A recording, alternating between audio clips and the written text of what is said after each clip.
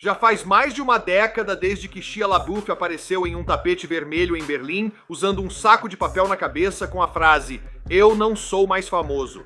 Na época, isso foi visto como uma performance artística, mais um ato excêntrico de um jovem ator rebelando-se contra a cultura das celebridades. Alguns chamaram de sátira, outros chamaram de genial. Mas olhando para trás agora, bem, aquele momento parece menos uma ironia e mais um aviso. Porque os anos que se seguiram não trouxeram reinvenção, trouxeram escalada, prisões públicas, imagens de câmeras corporais que viralizaram pelos motivos errados. Depois veio um processo civil alegando abuso, admissão de alcoolismo, uma conversão religiosa altamente divulgada, apresentada como redenção. E agora, no início de 2026, outra prisão em Nova Orleans durante o Mardi Gras. Agora, isso não é mais uma história sobre um ex-astro da Disney experimentando com arte ou ultrapassando limites. É sobre um padrão. Uma linha do tempo que vai da instabilidade na infância ao estrelato em grandes sucessos de bilheteria até um colapso cada vez mais público. E a questão não é se Shia LaBeouf é talentoso. Meu Deus, esse cara já mostrou isso com vontade e muito mais. Mas a questão é se o caos que o cercou durante o crescimento algum dia deixou de conduzir a narrativa.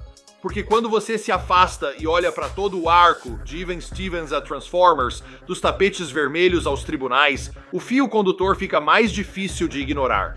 Então, o que realmente está acontecendo aqui, quando o ponto de virada aconteceu e o desmoronamento era inevitável ou foi acelerado pela fama? Esta é a história completa de Shia LaBeouf. Então, em vez de dizer vamos começar, vamos dizer apenas faça. Shia Sadie LaBeouf nasceu em 11 de junho de 1986 em Los Angeles, Califórnia. Ele cresceu em Echo Park, bem longe da imagem polida de Hollywood que mais tarde definiria sua carreira. Sua mãe, Shaina Saed, era artista visual e designer de joias.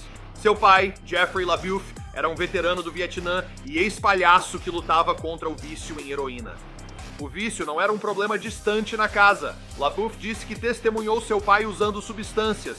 A polícia foi chamada para a casa. As discussões eram frequentes. A situação financeira era instável.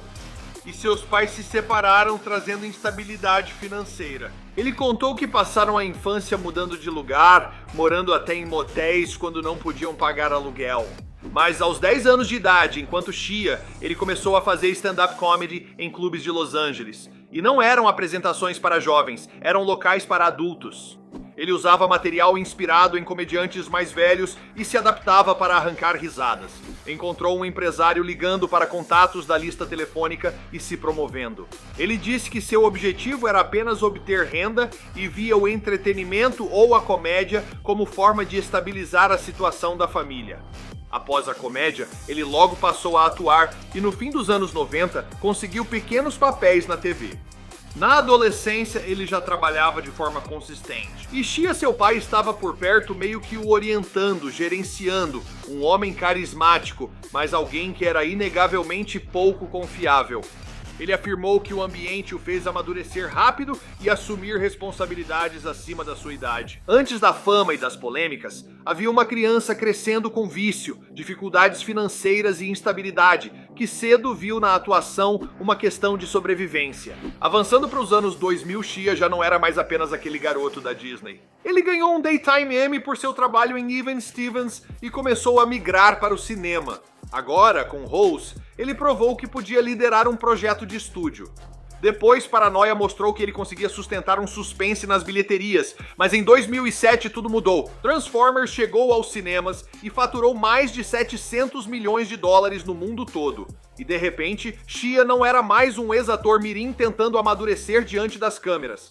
Ele foi protagonista de um blockbuster mundial dirigido por Michael Bay e apoiado por Steven Spielberg. Não era um papel secundário, ele estava no centro das atenções. Sam Witwicky, ao lado de Megan Fox, Micaela, Deus, pôsteres, turnês de imprensa, estreias internacionais, até mesmo lembrar de ouvir o Optimus Prime dizendo suas últimas palavras no primeiro filme. Isso me arrepia. O que fez funcionar foi que ele não era o típico herói de ação. Ele não era alguém como, sabe, Sylvester Stallone, nem mesmo Mark Wahlberg. Ele não era hiper masculino, mas você torcia por ele. Ele era ansioso, falava rápido, às vezes ficava sobrecarregado, ele reagia ao caos em vez de controlá-lo. Agora, o público se identificava com isso. Ele parecia um humano cercado por CGI. Na verdade, ele é a estrela de destaque em todo o filme. Agora, o estúdio imediatamente pensou nele para uma continuação. Então veio Transformers, a vingança dos derrotados, que faturou ainda mais de 800 milhões de dólares no mundo todo. E nesse momento, Shia havia chegado ao topo. Mas nos bastidores as coisas estavam bem caóticas. Tem uma história em que ele dirigia pela Los Angeles Boulevard, capotou o carro, esmagou a mão e, em vez de esperar a polícia, saiu correndo. A carreira dele estava em alta. Depois veio Indiana Jones e o Reino da Caveira de Cristal. Isso foi em 2008 e ele atuou ao lado de Harrison Ford, novamente dirigido por Steven Spielberg. Você só é convidado para uma das franquias mais protegidas do cinema se a indústria acreditar que você é o futuro. Por um tempo parecia que Shia LaBeouf era o futuro. Mas se você voltar e assistir as entrevistas daquela época, bem, algo ainda parece estranho. Ele falava rápido, às vezes rápido demais. Ele pulava de um assunto para outro. Ele falava demais. Ele critica projetos que ele mesmo está promovendo, e em um certo momento ele disse publicamente: Indiana Jones deixou a desejar. Depois o cara teve que pedir desculpas. Agora o sucesso foi enorme, a agenda era implacável. Ele estava com pouco mais de 20 anos liderando franquias bilionárias, fazendo turnês de imprensa globais e vivendo sob atenção constante. Agora, essa ascensão foi histórica, também foi super rápida. Quando a fama cresce mais rápido do que a pessoa processa, as rachaduras aparecem. Isso fica claro em entrevistas, e de repente a pressão aumenta. E bum! Em 2013 o tom mudou. Até então a narrativa era intensa, talvez excêntrica, mas ainda era controlável. Mas naquele ano, as coisas, bem, como o carro que ele estava dirigindo, ele perdeu o controle. Tudo começou com um curta-metragem chamado HowardCantor.com. LaBeouf escreveu e dirigiu. Após o lançamento, os leitores notaram algo. Grandes trechos dos diálogos eram quase idênticos aos de uma história em quadrinhos de 2007 do aclamado quadrinista Daniel Clowes. Isso não foi inspiração nem adaptação livre, era quase palavra por palavra. A internet criticou LaBeouf na hora. Shia respondeu com um pedido de desculpas nas redes sociais, mas o pedido de desculpas também foi plagiado. Esse foi copiado de uma postagem do Yahoo Respostas. Quando as críticas aumentaram, ele postou mais pedidos de desculpas. Alguns deles também foram plagiados. O que podia ser resolvido discretamente virou um espetáculo público e todos começaram a questionar o que estava acontecendo com esse garoto. Depois veio fevereiro de 2014 no Festival de Cinema de Berlim, durante a estreia de Ninfomaníaca. Bem, Shia, ele caminhou pelo tapete vermelho usando um saco de papel pardo na cabeça, com as palavras "Não sou mais famoso" escritas na frente com um marcador preto. Inicialmente, a mídia tratou isso como uma arte performática, mais uma excentricidade de um ator querendo se afastar da cultura de celebridades, mas suas ações depois mostraram outra história. Depois ele realmente realizou uma exposição de arte no centro de Los Angeles, onde as pessoas podiam sentar com ele, tirar o saco e vê-lo chorar dia após dia. Esse foi o projeto I Am Sorry, apresentado em uma galeria de Los Angeles, onde ele sentava sozinho em silêncio enquanto visitantes entravam individualmente. Alguns disseram que ele chorou durante as interações, outros notaram que parecia sobrecarregado emocionalmente. O espaço exibia objetos relacionados às suas polêmicas anteriores, como adereços de filmes e itens simbólicos ligados a críticas públicas. Isso foi apresentado como arte, mas acabou funcionando como uma exposição pública. Nada assim havia sido visto antes. Nesse período, sua atividade nas redes sociais ficou irregular, com declarações enigmáticas e pedidos de desculpa inconsistentes. Houve declarações de aposentadoria seguidas de reversões, e do ponto de vista das relações públicas, bem, foi um desastre absoluto. Do ponto de vista da indústria, contratá-lo era arriscado demais. Estúdios precisam de confiabilidade, seguradoras de previsibilidade. E repetidos atos públicos de autossabotagem, bem, isso meio que corrói ambos. Agora, individualmente, cada incidente poderia ter sido superado, mas juntos todos formaram um padrão avassalador. E é mais ou menos isso que Hollywood diz. Sabe, acho que esse garoto já era. Ele acabou. Já era pra ele. Então, em junho de 2014, Shia foi a uma apresentação de cabaré no Estúdio 54 em Nova York. E no intervalo, a polícia já tinha sido chamada. Segundo testemunhas e relatórios do tribunal, Shia fumava no teatro mesmo após vários avisos. Ele foi descrito como perturbador, gritando com os atores durante a apresentação e discutindo com membros da plateia que estavam por perto.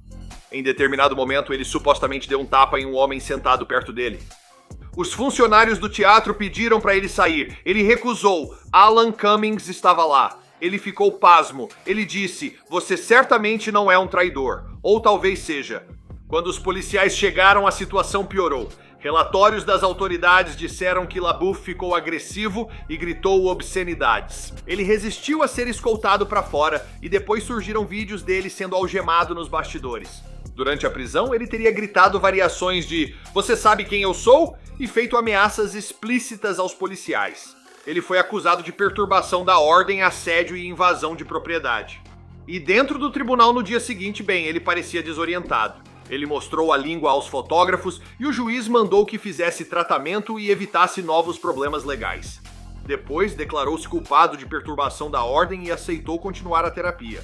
Agora, avançando para 2017, Shia foi preso em Savannah, Geórgia, por volta das 4 horas da manhã. Segundo relatos policiais, ele pediu um cigarro a um policial e a um transeunte. Após a recusa e pedido para sair, ficou agressivo.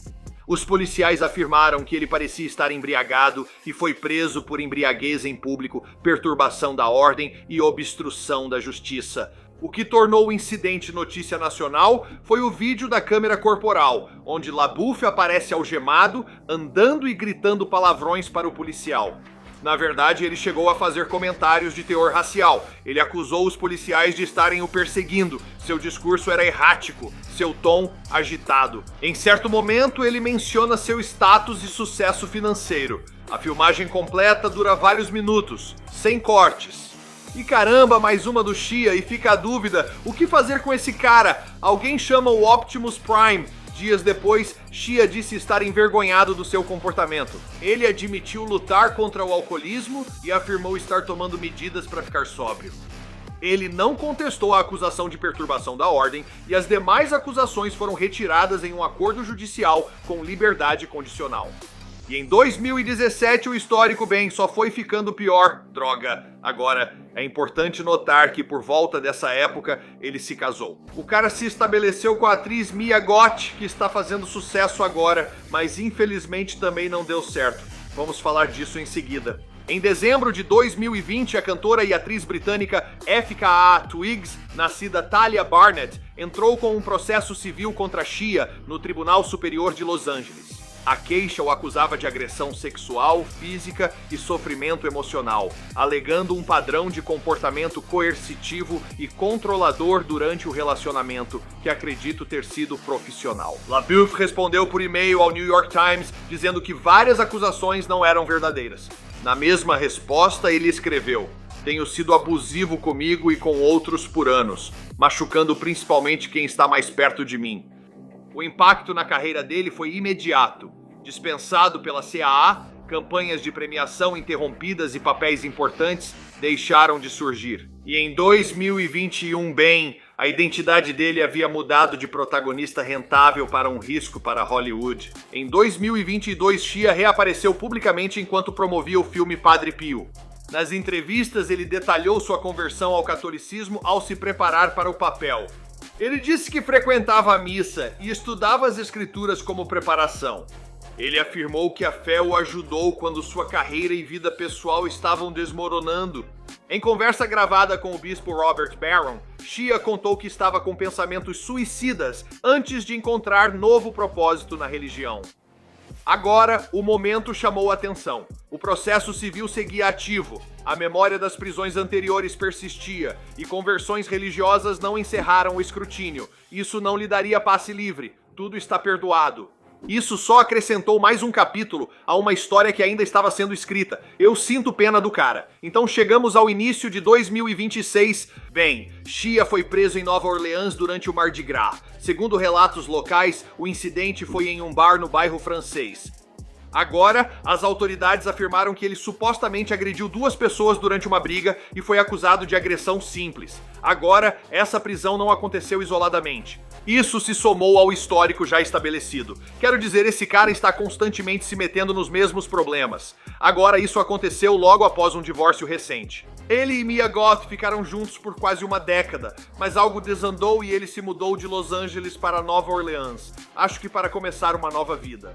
A história de Shia LaBeouf não é mais apenas sobre talento, é sobre trajetória e instabilidade ao lidar com o estrelato mundial.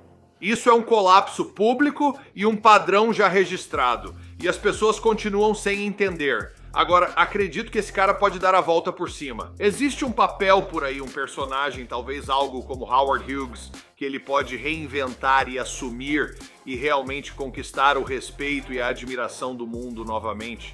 Ele enfrenta vários problemas, pessoais, talvez mentais e vícios. Desejamos o melhor a ele. Alguma sugestão para ajudá-lo? Comente abaixo. Até o próximo vídeo.